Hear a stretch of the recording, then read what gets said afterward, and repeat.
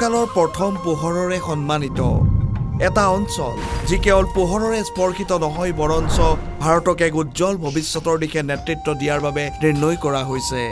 উত্তৰ পূৰ্বাঞ্চল এনে এখন ভূমি য'ত ভাৰতে নিজৰ দিন আৰম্ভ য'ত সূৰ্যৰ পোহৰৰ প্ৰথম কিৰণে এক অসাধাৰণ কাহিনী উন্মোচন কৰে, আশাৰ এক কাহিনী, প্ৰতিশ্ৰুতি, এখন নতুন ভাৰতৰ জাগৰণৰ কাহিনী।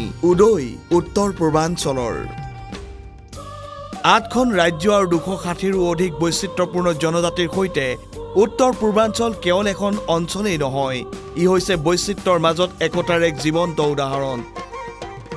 আৰু এই উদাহৰণ উপস্থাপন কৰিবলৈ উত্তৰ পূৰ্বাঞ্চল বিকাশ মন্ত্ৰালয়ে আপোনালোকৰ বাবে লৈ আহিছে অষ্টলক্ষ্মী মহোৎসৱ। नॉर्थ ईस्ट के विकास के लिए हमारा विजन अष्टलक्ष्मी का रहा है।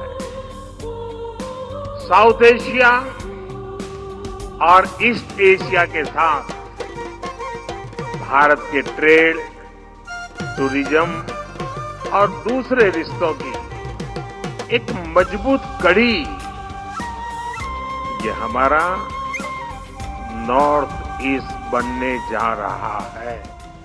হাতৰে বোৱা কাপোৰৰ পৰা আৰম্ভ কৰি বিচিত্ৰ সাংস্কৃতিক প্ৰদৰ্শনলৈকে, ফেশ্বন শ্ব'ৰ পৰা আৰম্ভ কৰি সংগীত আৰু শিল্পকলাৰ প্ৰদৰ্শনীলৈকে, বিনিয়োগকাৰীৰ নেতৃত্বত চলি থকা ৰাউণ্ড টেবুল আলোচনাৰ পৰা আৰম্ভ কৰি ক্ৰেতা বিক্ৰেতাৰ সভালৈকে উত্তৰ পূৰ্বাঞ্চলৰ ভৱিষ্যত ইয়াৰ ঐতিহ্যত সংৰক্ষিত হৈ আছে। আৰু অষ্টলক্ষ্মী মহোৎসৱ হৈছে সেই ঐতিহ্যৰ উৎসৱ। জৈৱ বৈচিত্ৰ্যৰ হটস্পট, আকৰ্ষণীয় দৃশ্য, প্ৰতিষ্ঠিত স্থান আৰু অতুলনীয় প্ৰাকৃতিক সৌন্দৰ্যতকৈও বহুত বেছি উত্তৰ পূৰ্বাঞ্চল হৈছে এক ৰত্ন যি ভাৰতক অভূতপূৰ্ব সৌন্দৰ্য, প্ৰাচীন ইতিহাস আৰু সমৃদ্ধ পৰম্পৰাৰে মুকুট পিন্ধাইছে। মহাবাহু ব্ৰহ্মপুত্ৰ জাতিৰ প্ৰাণকেন্দ্ৰৰ দৰে সমগ্ৰ ৰাষ্ট্ৰৰ মাজৰে বৈ গৈছে। কাজিৰঙা এক প্ৰাকৃতিক উত্তৰাধিকাৰৰ ৰক্ষকৰ দৰে নিজৰ বহুমূলীয়া বন্যপ্ৰাণীক সুৰক্ষা দিছে। কাঞ্চনজংঘা গৰিমাৰ সৈতে আকাশত থিয় হৈ আছে। সকলোবোৰৰ ওখ যেতিয়া জুকো উপত্যকাটো হাজাৰ আশাৰ ৰঙৰে ফুলি আছে, যিয়ে ভূমিক কাইলৈ প্ৰতিশ্ৰুতিৰে ৰং দিয়ে।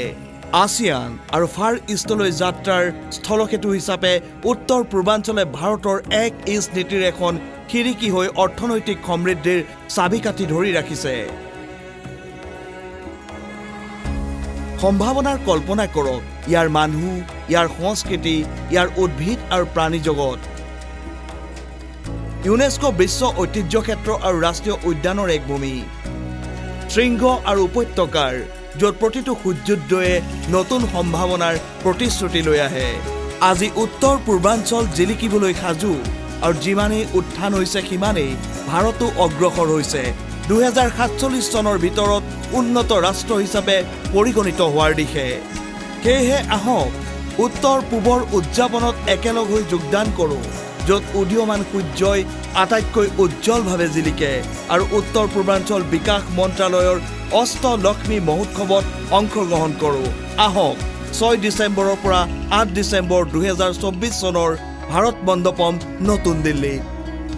অষ্টলক্ষ্মী মহোৎসৱ বিশ্বক উত্তৰ পূবৰ ওচৰলৈ আনি আছে।